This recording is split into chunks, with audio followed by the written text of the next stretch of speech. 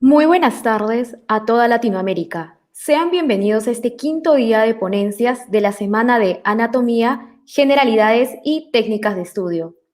Ante todo, queremos agradecer la gran acogida de este proyecto del que tanto ustedes como nosotros formamos parte. Agradecemos a Bisturimed, Meditips, g.med-99, @medicquest, @medicas1, @medicbookschools, @doctorpicanotes, @quito-med, @robins-med, @neutrófilos, @nerd of the class. Los invitamos a representar orgullosamente a cada uno de sus países el día de hoy, tomándole un screenshot o captura de pantalla y subiéndola a sus historias, colocando Semana de Anatomía, etiquetando a dos de las cuentas y el hashtag de su país.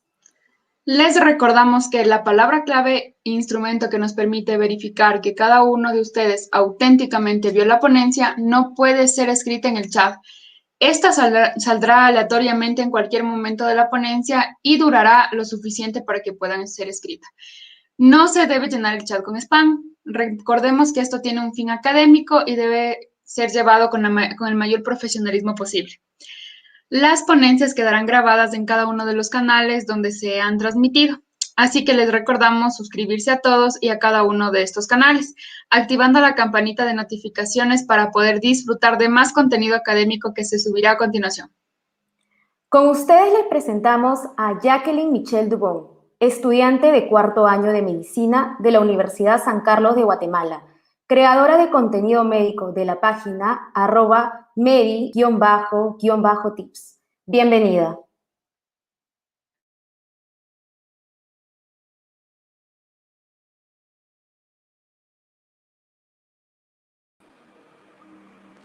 Hola, estoy muy alegre de poder estar aquí hoy con ustedes, poderlos ayudar un poquito, que este es el fin de todos nosotros los creadores de contenido, apoyarlos en un tema tan importante o en un curso tan importante como es anatomía. Entonces, hoy conmigo vamos a ver miología y angiología en sus bases. Espero que les guste mucho y pues vamos a empezar. Para empezar, la miología va a ser el estudio de los músculos y del tejido muscular, es decir, todo lo que esté relacionado con él. Las estructuras adyacentes, sus movimientos, sus clasificaciones, su irrigación, su inervación. Sabemos que existen diferentes tipos de tejido muscular. El tejido muscular se va a clasificar dependiendo de las características que posee. Una de las principales formas o una de las características que nos los va a clasificar es el origen de su movimiento. Si el músculo es somático, si es voluntario, si es involuntario, que nos va a llevar a decir que tenemos músculos voluntarios, como lo sería el músculo estriado esquelético, y músculos involuntarios, que sería el estriado cardíaco y el músculo liso. De igual manera, la histología del tejido nos clasifica los músculos. ¿Cómo es que nos va a modificar la histología del tejido el músculo? La célula muscular va a estar compuesta en su citoplasma por un citoesqueleto, que está formado por miofilamentos. Estos miofilamentos van a ser gruesos y delgados. Los gruesos que están formados por miosina se van a intercalar en algunos casos por delgados que son de actina, y estas alternaciones y esta manera de intercalarse nos va a crear las estriaciones, que nos daría un músculo estriado esquelético y un músculo estriado cardíaco, en contraste con el músculo liso, que no las posee. Y por último, nuestra localización corporal, porque ya como hemos visto tenemos músculo estriado esquelético y cardíaco, dependiendo de dónde lo vamos a encontrar. ¿Qué músculo nos va a interesar a nosotros estudiar en anatomía? Principalmente el músculo estriado esquelético. El músculo estriado cardíaco y el músculo liso lo vamos a ver en el corazón como bomba propiamente, y en los órganos viscerales, como lo sería todos los abdominales, los vacíos, y en vasos sanguíneos. Entonces no les vamos a estudiar propiamente como músculo, sino como estructura. Entonces, anatómicamente, tejido muscular que nos importa saber, su clasificación, su función, sus partes, es el músculo osteoesquelético. Solo para saber, porque esto es más que nada histológico, la organización estructural del músculo esquelético va a venir dada por subunidades. Vamos a empezar con que el músculo está formado por fascículos, que a su vez está formado por fibras, y estas fibras van a estar formadas de igual manera por miofibrillas. Esto hablando propiamente del tejido muscular. De igual manera, el tejido muscular va a estar como envuelto, empaquetado en tejido conectivo. Y así como cada una de las organizaciones tiene su propio nombre, cada una de estas suborganizaciones va a tener su propio tejido conectivo. Es decir, el músculo en sí va a estar envuelto en tejido conectivo que conocemos como epimicio. El fascículo va a estar envuelto por el perimicio, la fibra por el endomicio, y luego ya vamos a encontrar las miofibrillas, que van a tener las composiciones de las fibras musculares de actina y miosina.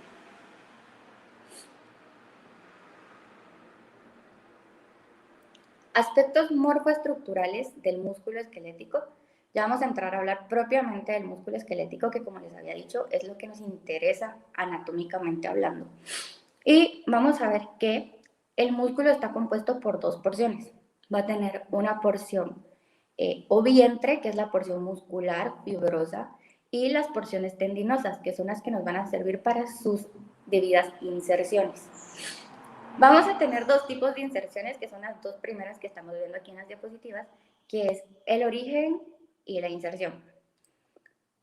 Cuando hablamos de origen, nos vamos a estar haciendo a la idea de que es el punto de inserción del músculo que va a estar fijo durante la contracción. Y de inserción es la parte o la extremidad del músculo que va a formar parte de la movilidad de esta misma. Algunas bibliografías nos dicen que ya no existe realmente una inserción fija y una inserción móvil, porque relativamente poseen movilidad, o hay músculos que actúan de dos maneras y por eso tienen las dos inserciones móviles, pero para tener idea y para saber del origen e inserción, vamos a hacernos de que el origen es la que está fija durante la contracción y la inserción es la que está móvil durante la contracción.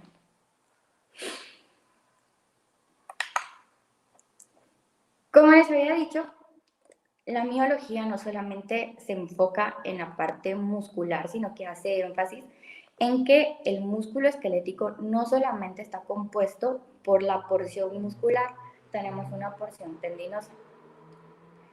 La porción tendinosa tiene subdivisiones. Para empezar, aquí la que está más arribita hasta la esquina del lado derecho de su pantalla, vamos a ver que es una bolsa sinovial. Las bolsas sinoviales son vesículas que son similares a las sinoviales articulares, que se desarrollan donde un músculo o un tendón de reducida movilidad roza fuertemente con la porción ósea. Podemos tener submusculares, subtendinosas, subligamentosas o subfaciales. Luego, en la que está más en la esquina al lado izquierdo de su pantalla, vamos a ver que está una vaina sinovial tendinosa. Las vainas sinoviales tendinosas son membranas tubulares que envuelven totalmente un tendón de mayor movilidad o en aquellos puntos donde el tendón va a cambiar de dirección. Las vainas sinoviales tendinosas también contienen un componente que se conoce como un mesotendón, que es el punto donde se va a reflejar la hoja de la cavidad de la vaina sinovial sobre la hoja intermedia. Entonces, este es el pedazo que conocemos como un mesotendón, que va a permitir el tránsito de algunos nervios. Tenemos también los huesos sesamoideos, que lo van a encontrar en la parte inferior del lado derecho de la diapositiva, que se desarrollan en el espacio de donde se colocan los tendones, en el espesor de algunos tendones, y van a tener como función proporcionar más adherencia al tendón en puntos específicos que poseen mucha compresión. Protegen también los tendones en lugares donde se puede producir un rozamiento y permiten que el deslizamiento del tendón no tenga un cambio muy brusco de dirección, ¿sí? Y por último tenemos el retináculo, que ya es el último de la esquina izquierda, que sería una condensación transversal de la fascia que mantiene fijos los tendones en las piezas óseas durante los movimientos que pueden producir cambios de dirección. Todas estas estructuras son propiamente porciones tendinosas, tendones del músculo esquelético que nos sirven ya sea para la protección a la hora del movimiento o para proveer mayor punto de inserción o paso de algunas estructuras vasculonerviosas.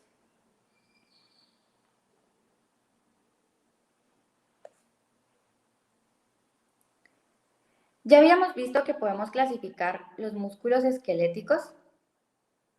Ay, permítanme. Estoy viendo que están diciendo que se escucha bajito. Se los voy a colocar así y me dicen si me miran bien. Les voy a regresar las diapos para que miremos esta otra vez.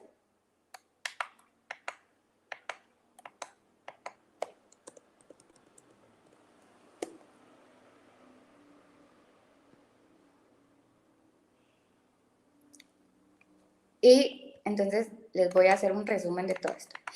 Dijimos que el músculo va a tener una porción fibrosa que habla propiamente del vientre muscular y una porción tendinosa que va en relación al tendón que le provee inserción.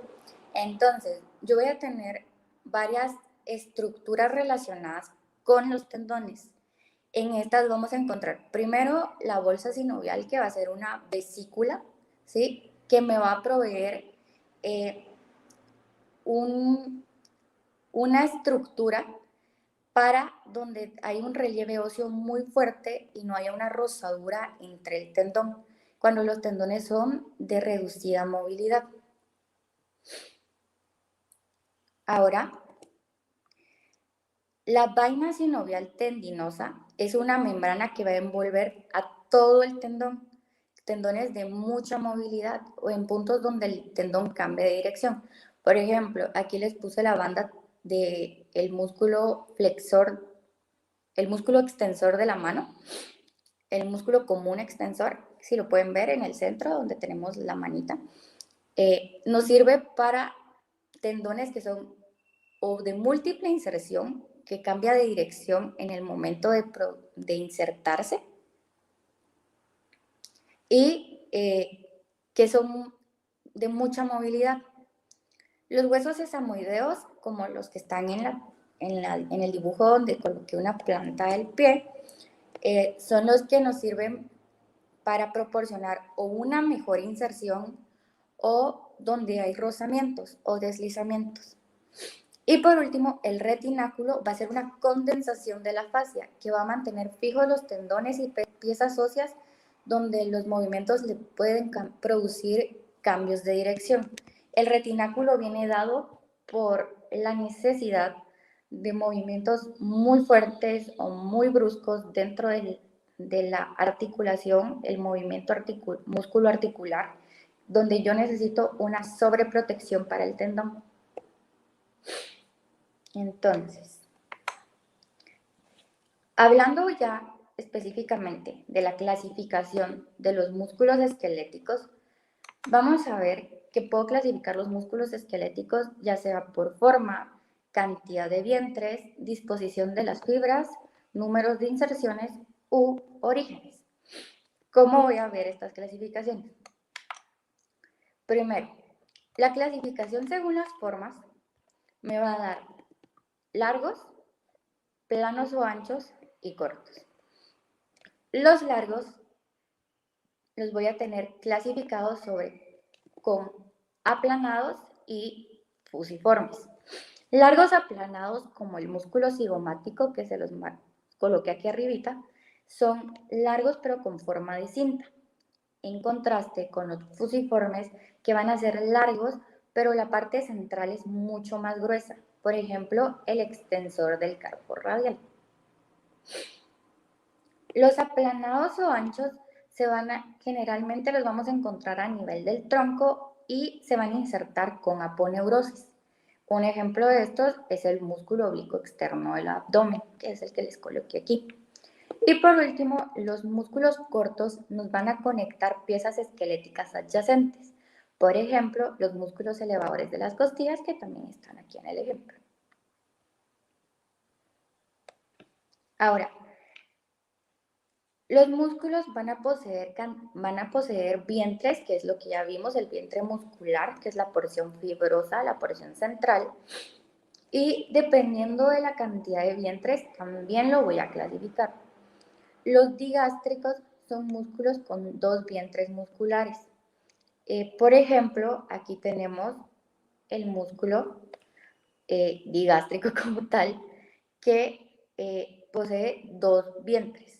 Ahora, en contraste, tenemos los músculos poligástricos que tienen más inserciones tendinosas, como pueden observar el cambio de coloración en el músculo recto del abdomen, que tiene porción fibrosa, porción tendinosa, porción fibrosa, porción tendinosa. Entonces observamos el cambio, el aumento de vientres que me va a crear un músculo poligástrico con diversas inserciones tendinosas.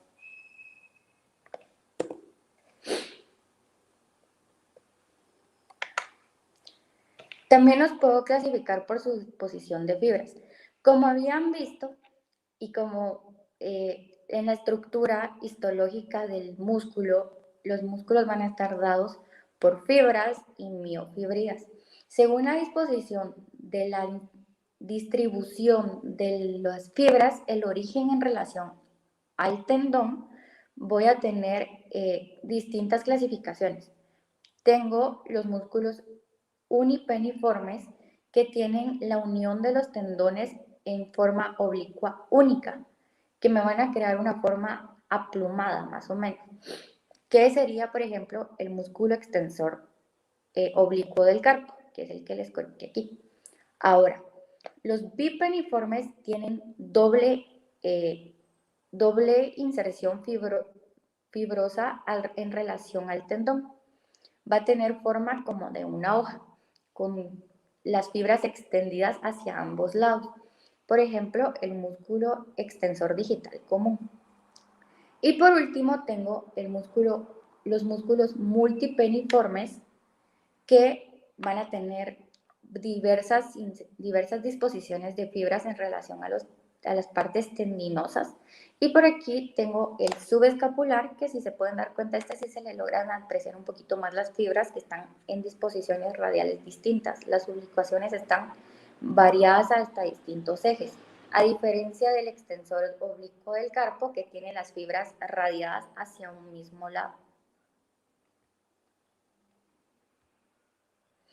Ahora, también los puedo clasificar por el número de extensiones, de inserciones que va a poseer, siempre hablando de un solo vientre, porque si estamos hablando de digástrico o poligástrico, voy a tener diversas inserciones, pero de distintos vientres. Aquí estamos hablando de músculos que solo poseen un vientre, pero van a poseer distintas inserciones. Entonces, puedo tener un músculo bicaudado que tiene un solo vientre, pero posee 2 distintas inserciones. Por ejemplo, tengo el músculo supraespinoso, que si se pueden dar cuenta, donde están los puntitos azules en el punto de su inserción, se observan 2 áreas de inserción del mismo músculo, del mismo vientre. Y el policaudado es el que posee muchísimas más inserciones que para un músculo unigástrico. Por ejemplo, el músculo flexor digital superficial tiene inserciones en cada uno de los dedos, por lo cual tiene múltiples inserciones para un solo vientre.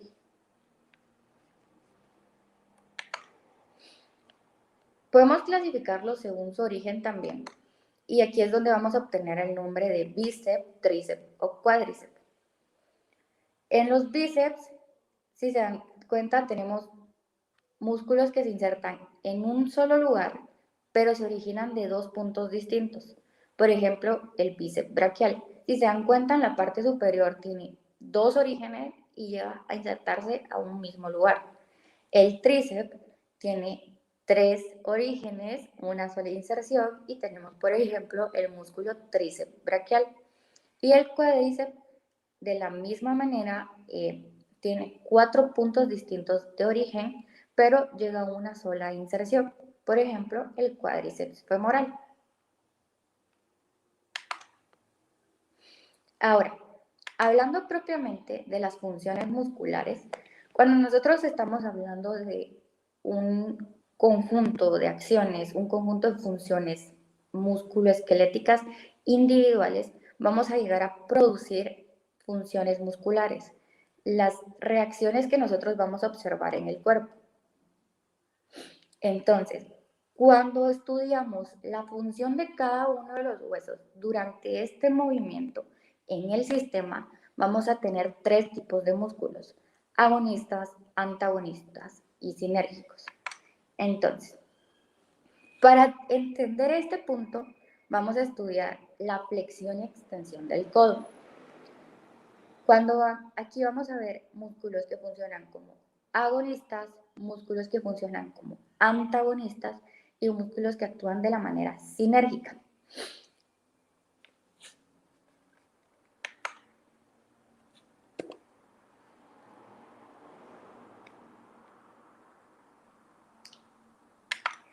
Si estamos viendo un músculo agonista, quiere decir que el movimiento principal del músculo me va a crear la función en todo el sistema, ¿sí? Y es debido a su nivel de potencia y fijación. Esto es lo que me va a clasificar entre si es agonista o solo actúa de manera sinérgica con el movimiento. Yo aquí estoy viendo una flexión de la articulación del codo y el músculo que está actuando como agonista principal es el músculo del bíceps braquial, que es el que se resalta en celestito. Ahora, si sigo hablando de la flexión del codo, voy a tener músculos que se oponen a este movimiento. Lógicamente, si sé que estoy flexionando, el que se va a antagonizar es el de la extensión, o sea, me crea una función opuesta, un movimiento opuesto al músculo que estábamos agonizando. Estábamos viendo que el músculo agonista es el que flexionaba el codo, el bíceps braquial.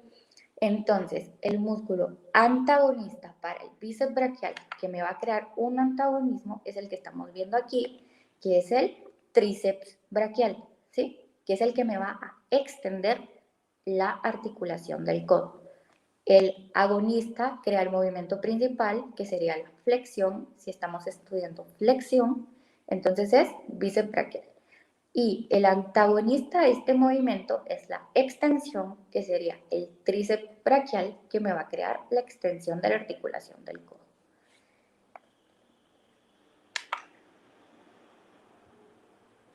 Ahora, ¿cuál es el músculo sinérgico entonces?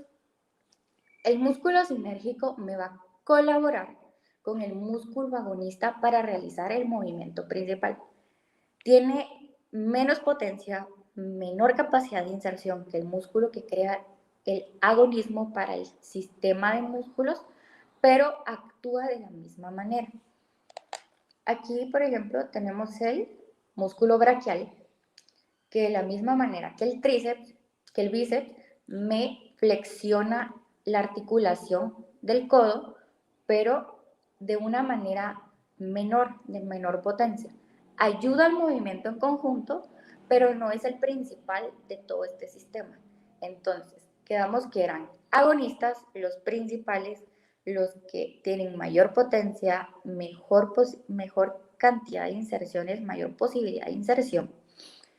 y son los fundamentales para el movimiento que yo estoy estudiando en ese momento. Ahora, los sinérgicos son los que actúan exactamente igual, con la misma función, con el mismo movimiento, pero van a tener menor capacidad de movimiento, menor potencia. En este caso dijimos que era el músculo braquial. Y por último, el antagonista dijimos que es el que se opone al movimiento que yo estoy estudiando. Si estoy estudiando la flexión de la articulación del codo, los antagonistas en este momento, en esta situación, van a ser los que me crean una extensión de la articulación del codo. Pero si yo estoy estudiando la extensión de la articulación del codo, entonces mis antagonistas van a ser los que lo flexionan. El nombre de agonista, antagonista y sinérgico va a ir en relación al sistema que yo estoy estudiando. No es este músculo es agonista y este es antagonista. En un sistema de un movimiento van a haber agonistas que van positivos al movimiento y antagonistas que se van a oponer al movimiento.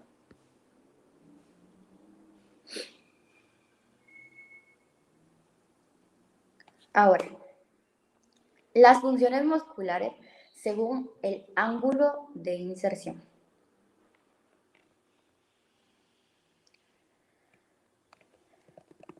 Ya vimos que los músculos pueden clasificarse, pero de la misma manera puedo darle función a cada uno de estos músculos que ya clasifiqué. Van a crear un movimiento. El nombre que le voy a dar aquí viene relacionado con el movimiento que va a realizar dentro de un sistema. No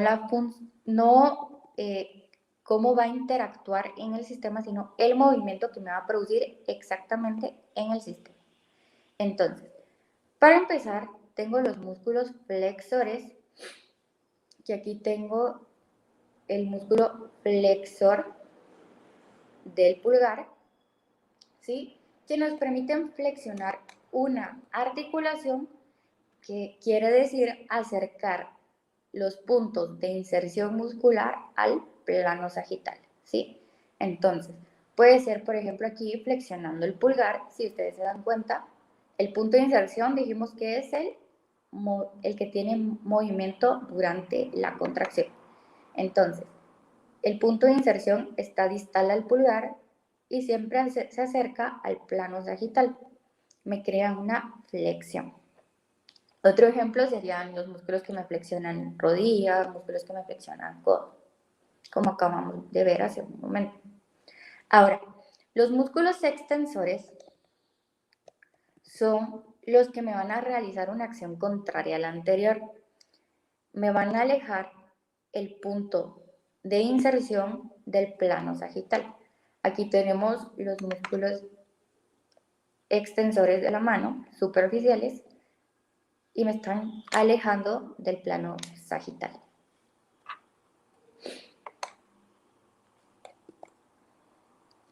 Luego nos vamos con los músculos aductores, que son los que acercan al plano referencial de una parte del cuerpo sobre un eje vertical.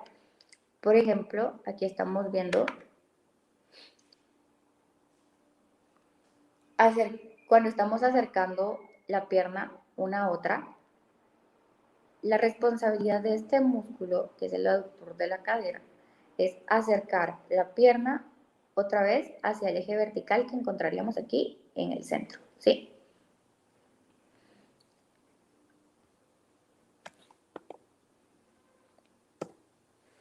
Y de la misma manera tenemos los músculos abductores, que si el aductor se encarga de acercar, el abductor se encarga de alejar.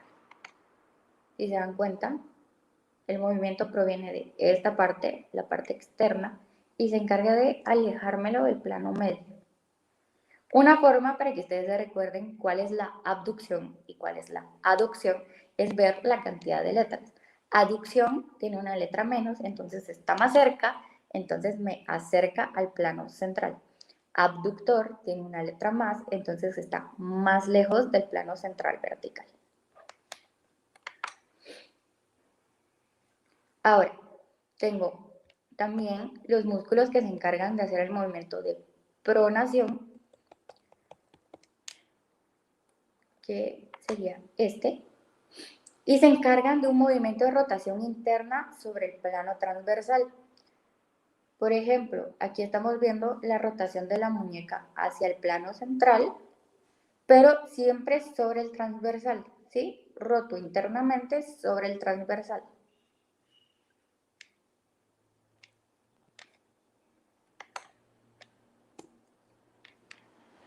Y también tengo los músculos supinadores que realizan el movimiento hacia el eje vertical, representado siempre sobre el transversal, cuando rotamos hacia afuera.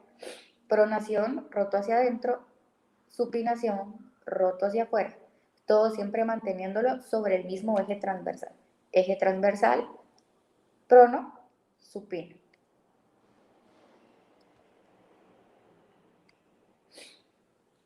Y por último tengo rotadores mediales y rotadores laterales, estos también relacionados en su movimiento sobre el eje de acá, el eje central,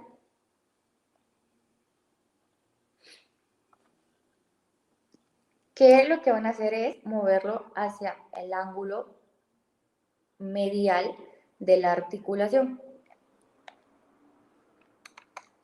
En contraste con el músculo que se encarga de realizar una rotación lateral de la misma articulación.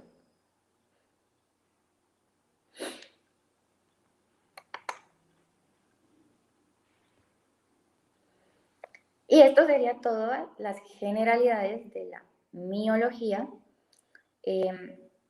Las bibliografías, la información la saqué de Moore y de Rubier. Son cosas bien básicas porque realmente anatómicamente tenemos que entender la generalidad para luego cuando yo mire en anato y me pongan a estudiarme la inserción y el origen y qué movimiento se encarga de hacer, ya tenga los conocimientos básicos y ya vamos a poder entenderlo sobre cada uno de los diferentes sistemas. Pero como les había dicho, conmigo vamos a ver el día de hoy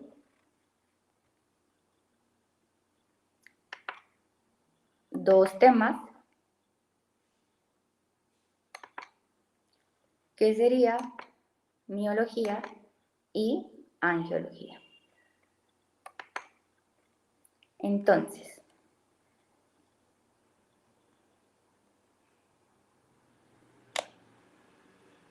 vamos a presentar esta.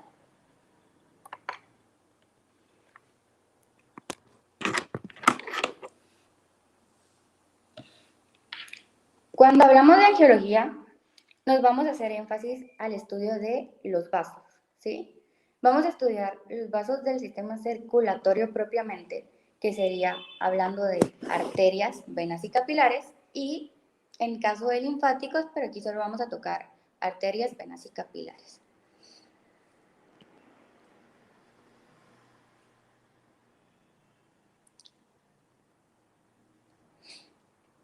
Entonces, ya vimos que hay tres tipos de vasos, pero para tener tres tipos de vasos quiere decir que tienen diferencias entre ellas. Básicamente, y el término común y lo que yo conozco siempre es que arterias van a transportar sangre oxigenada del corazón a todas las partes del organismo. Las venas conducen la sangre desde capilares desoxigenada hacia el corazón y los capilares van a ser el lugar de intercambio de los nutrientes, gases y a los productos metabólicos entre la sangre y las células, ¿sí? Entonces, los vasos sanguíneos van a estar compuestos por capas. Voy a ver si puedo dibujar en esta porque mi idea era usar otra aplicación y no les puedo dibujar acá. Voy a tratar de ejemplificarles acá y ustedes me dicen si entienden y si no, trato de repasarles un cachito más, ¿sí? Entonces, los vasos sanguíneos van a estar compuestos por distintas capas. que son los que me van a dar las estructuras principales de sus funciones, ¿sí? O sea, los que les van a dar las características que poseen.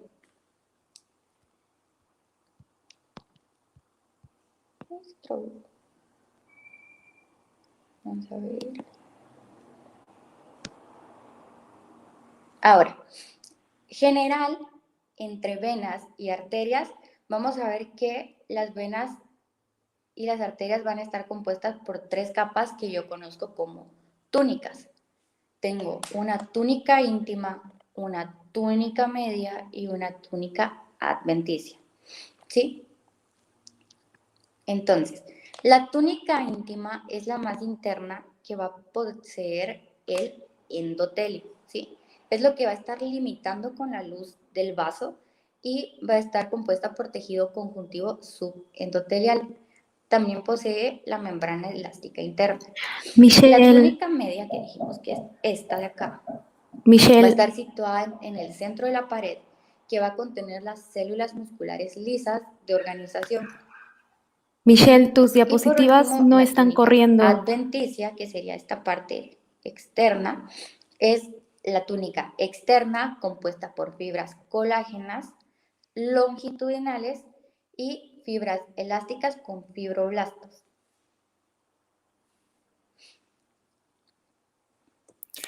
Michelle, tus diapositivas no están corriendo. Si se dan cuenta aquí, creo que en esta diapositiva sí se logra ver que la diferencia entre lo que voy a marcar que me va a diferenciar entre una arteria y una vena es esta estructura acá, ¿sí?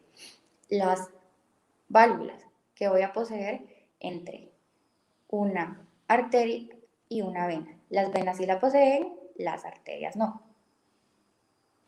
Son válvulas y son distintas a las valvas, porque las valvas son las que vamos a encontrar cardíacamente. Sino válvula es lo que estamos hablando propiamente de venas. Ahora, arterias. Cuando hablamos de arterias,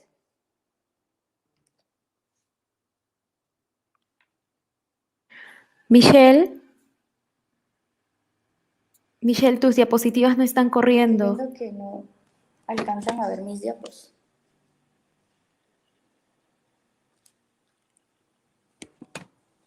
Creo que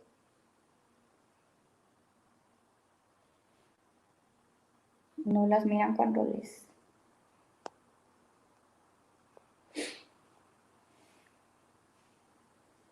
Ahí está. Se los voy a presentar así porque no logro... Vamos a revisar otra vez desde este punto. Dijimos que entonces tenemos 3 tipos de vasos y vamos a tener arterias, venas y capilares. Las arterias las voy a conocer porque son las que me llevan sangre oxigenada desde el corazón hacia las partes del organismo. Las venas regresan desde el intercambio capilar hacia el corazón con sangre desoxigenada y los capilares se encargan del intercambio de nutrientes y gases entre unas y otras. Capas de los vasos. Externamente voy a encontrar la adventicia, que es la capa externa de tejido conjuntivo. Aquí voy a encontrar la capa media en ambas. Si se dan cuenta, la capa media de las arterias es un poco más extensa que de las venas y contiene bastantes células musculares. Y por último voy a tener la capa íntima, que es esta última, que es la capa de recubrimiento de células epiteliales aplanadas que van a estar en la parte más interna en relación a la luz. Es la que me va a revestir el espacio vascular, intravascular. Y aquí en esta parte, en los capilares, que si se dan cuenta es el espacio de intercambio entre una vena y una arteria, los capilares van a estar constituidos solamente por la túnica íntima. Las arterias. Las arterias ya dijimos que son las que transportan sangre desde el corazón y me la van a distribuir por todo el cuerpo. La sangre, algo bien importante que tengo que saber es que las arterias van a disminuir de calibre entre más distales las encuentre. Las arterias van a latir porque van a llevar pulso, generalmente en las superficiales. Son difíciles de comprimir porque tienen paredes mucho más gruesas y elásticas, como vimos aquí, que tienen la capa media más grande. Y las voy a distinguir o clasificar según su tamaño, cantidad de tejido elástico en la túnica media y el grosor de la pared relacionada con el tamaño de la luz y la función que éstas poseen. Tengo las arterias elásticas, que también conozco como arterias de conducción, que tienen diversas capas elásticas en sus paredes.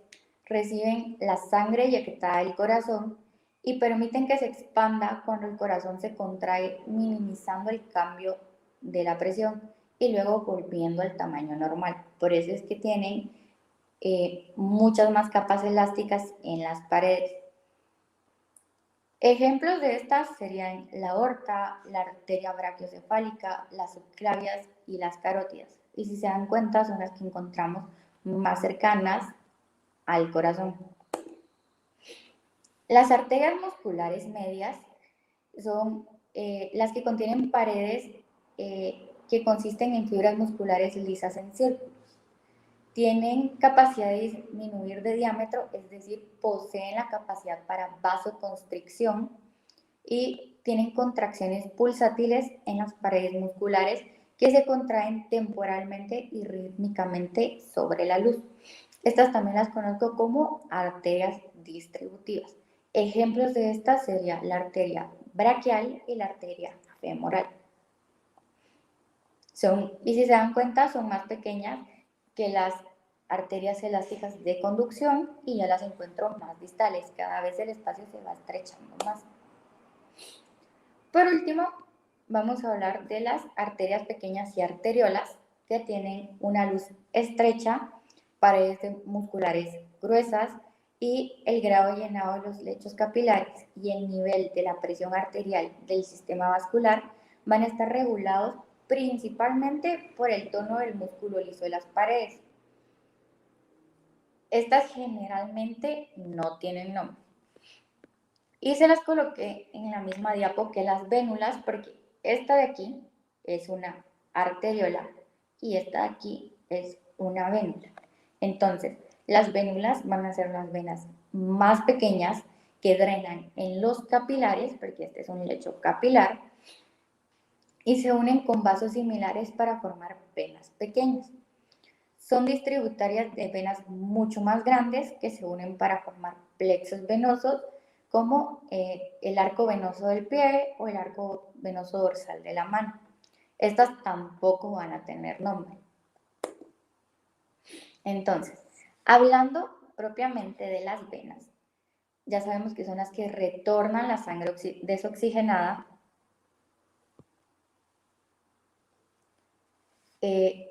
podemos encontrar que no tienen pulso, no generan un chorro de sangre a lesión en contraste con las arterias por lo mismo, porque no llevan la misma presión en la distribución o en el circuito de la sangre.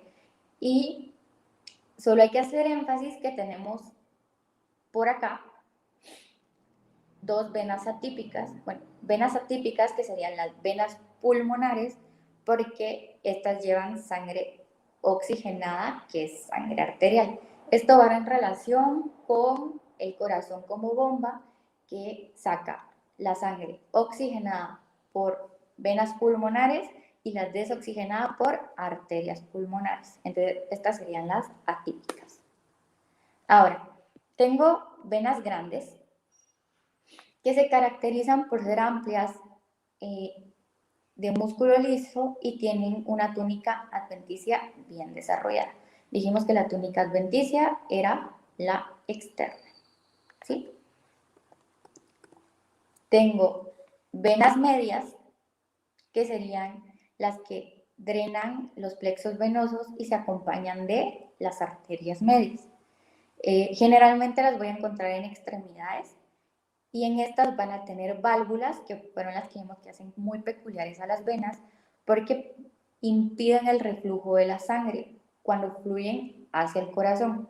Es decir, son las que me impiden que la sangre retorne en la dirección inversa a la que deben llevar en el circuito. Entonces, me marcan el viaje de la sangre desoxigenada desde la extremidad hacia el corazón.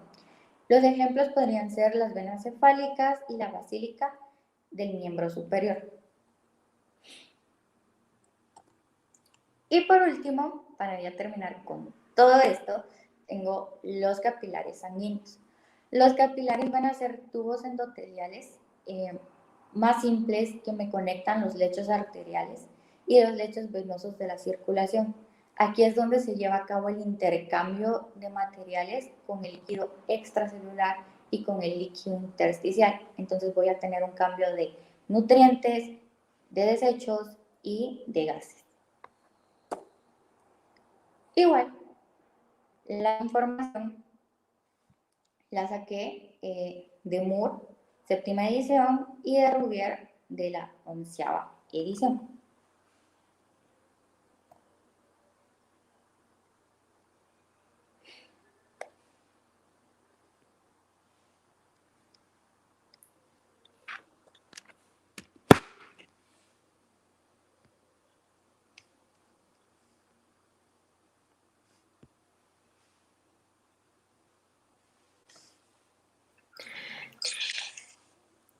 Excelente presentación, Michelle.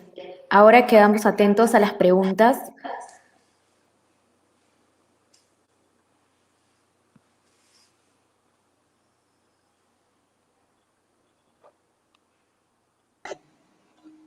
Muy bien, chicos, si tienen alguna pregunta, es el momento.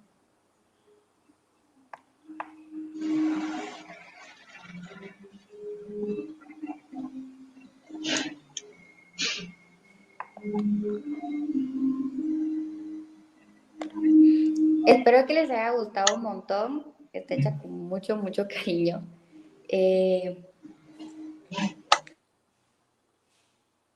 Los que sufren de presión alta son los que tienen alteraciones en las arterias medias, porque son los que tienen mayor capacidad de contracción, ¿sí?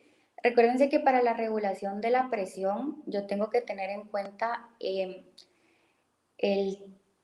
trabajo cardíaco y la resistencia vascular periférica.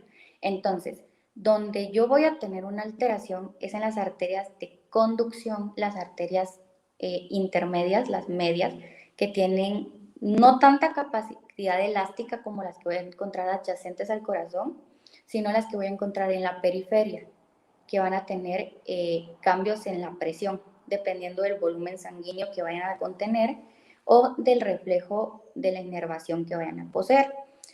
Entonces, las que se alteran son las de las intermedias de conducción. Gracias, Doc. La siguiente pregunta nos dice, ¿cómo podemos curar una lesión de músculo? Vamos a ver, Luz, diferencia entre vena y arteria en un cadáver. Las venas y las arterias no van a cambiar en postmortem en su histología. Entonces, la diferencia histológica que yo encuentro entre una arteria y una vena, dijimos primero la túnica, la intermedia, ¿sí? La media, yo voy a encontrar que hay un grosor mayor en las arterias que en las venas, ¿sí? Entonces, primero eso. Y segundo, ya dijimos que la mayoría de las venas de la periferia, las venas medias, van a contener las válvulas que me impidan el reflujo de la conducción de la sangre. Entonces, primero yo miro un corte histológico y diferencio la capa de la media y aparte si poseen válvulas, yo ya sé que es una vena.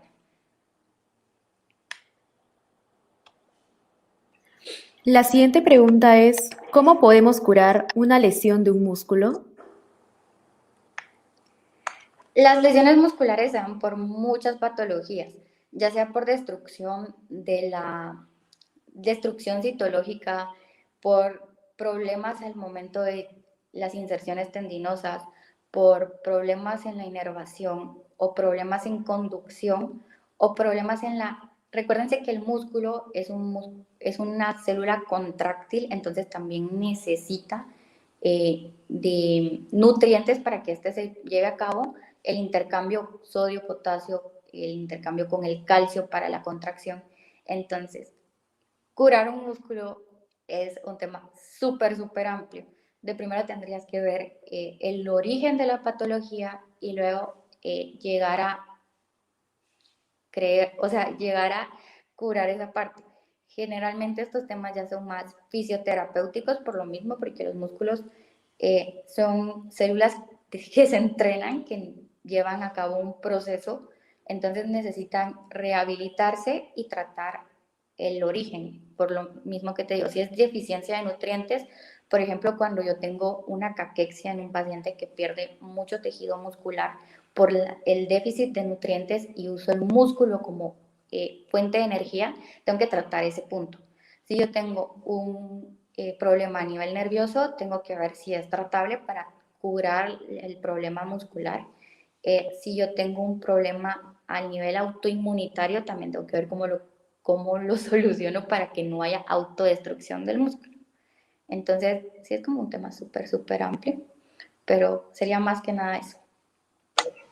Gracias, Doc. La siguiente pregunta es, ¿por qué las inyecciones de vacunas son en venas y no en arterias?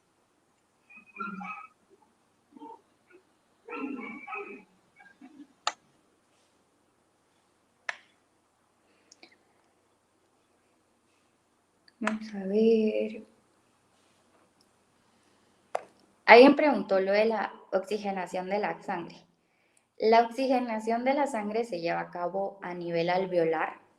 En pulmón es donde tengo el intercambio alveolar, alveolo-capilar. Entonces ahí es donde las presiones parciales de oxígeno, las presiones parciales de CO2 me crean una difusión neta del oxígeno hacia el capilar y del CO2 hacia el espacio alveolar, y que así salga con la expiración, y con la inspiración se provea el oxígeno necesario para que entre por la difusión.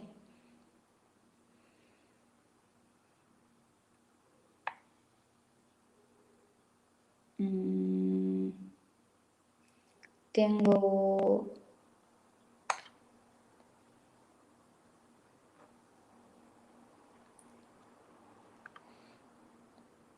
Está de por qué cuando nos toman muestras de sangre lo hacemos de las venas y no de las arterias.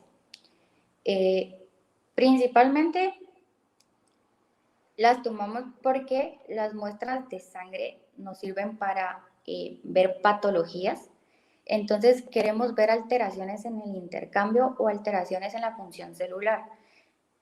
Me sirve a mí más ver una muestra sanguínea venosa porque me está mostrando los desechos, ¿sí? El intercambio que yo ya tuve a nivel capilar. Entonces se refleja más en, por ejemplo, si yo tengo una mala absorción, esto es muy fisiológico, biológico, pero en el proceso capilar, en el intercambio con el líquido intersticial, necesito mucho la difusión, dependiendo de gradientes. Si yo tengo una alteración intracelular y no me permite una difusión positiva de los nutrientes hacia la célula, esto se va a ver reflejado en que las venas van a seguir con niveles altos de estos mismos. Entonces, voy a notar más reflejos a nivel fisiológico celular en muestras venosas. Aparte de que es más fácil obtener lesionar menos una vena que una arteria, ¿sí? Entonces, son varias, pero generalmente me sirve más para valores de referencia, también los valores venosos. Cuando necesito saber valores a nivel central es cuando tomo muestras arteriales, que sería, por ejemplo, los gases arteriales que me van a mostrar a mí cómo está el nivel de difusión desde el inicio, ¿sí? Desde que se absorben los nutrientes, desde que está el nivel de intercambio, pero por eso es que generalmente tomo las muestras venosas.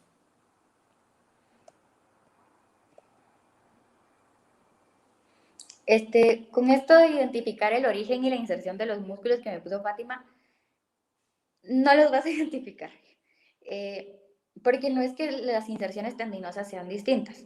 Vamos al punto de que generalmente el punto de origen es el no móvil en la contracción, ¿sí?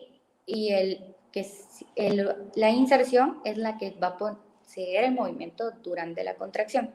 Pero como les había comentado antes, algunas literaturas ya nos dicen que realmente esta regla no se cumple, entonces solamente para conocer los términos, yo hago referencia a que el origen es el punto no móvil y la inserción es el lugar móvil. Y porque ya los libros te van a colocar a ti, entonces, cuál es el origen y cuál es la inserción. Pero no es que tú miras un músculo y puedas identificar, este es un tendón de origen y este es un tendón de inserción, si no lo ves dentro de todo el sistema de movimiento. Con respecto a lo de mis apuntes, yo hago la mayoría de mis resúmenes en GoodNotes y los que les subo a la página y los que les pongo en historias y cosas así, los trabajo en Canva. Las diapos las trabajé en Canva y ya solo las terminé de colocar en PowerPoint para poder ponerles el movimiento y los videos y todo. Pero Canva es una muy, muy buena herramienta porque nos ayuda con todo lo que es como gráfico. Para los que no teníamos esas habilidades de colocar muchas cosas extras, ayuda un montón.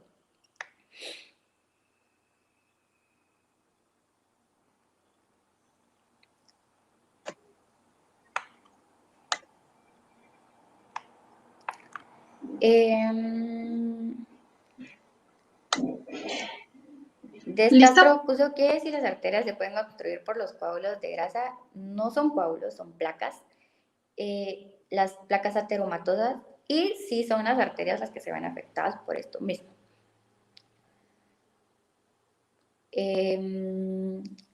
¿Cómo atenderían una hemorragia en una situación de emergencia estando fuera de un hospital? Siempre la primera vía, o sea, primera línea es parar la hemorragia. Entonces, ¿cómo la vamos a parar? Con un torniquete. Es lo que siempre tienen que hacer. Gracias, Doc. Estamos muy agradecidos con el ponente el día de hoy y con ustedes por formar parte de esta magnífica actividad. Deseamos que todos los conocimientos transmitidos sean de gran provecho para cada uno de ustedes. Se recuerda que pueden volver a ver esta y todas las demás ponencias en cada uno de los canales que fueron transmitidas. Y los invitamos una vez más a participar en redes sociales compartiendo una historia y etiquetando a 2 cuentas, colocando Semana de Anatomía y el hashtag de su país. El Google Forms para la asistencia será enviado por cada uno de los grupos de WhatsApp o de Telegram acabado la ponencia. Y la palabra clave, recuerden que tiene que estar escrita sin errores de ortografía y en mayúsculas. Todos aquellos que no hayan podido sintonizar la ponencia de hoy, recuerden que la transmisión queda grabada en este canal y pueden volver a repetirla. No se olviden de suscribirse y activar la campanita para más contenido médico. Les recordamos que el link de asistencia se mantendrá aperturado por 8 horas, por lo que podrán ver la transmisión con calma y poder llenar el Forms. Les deseamos lo mejor a todos y nos vemos el día de mañana.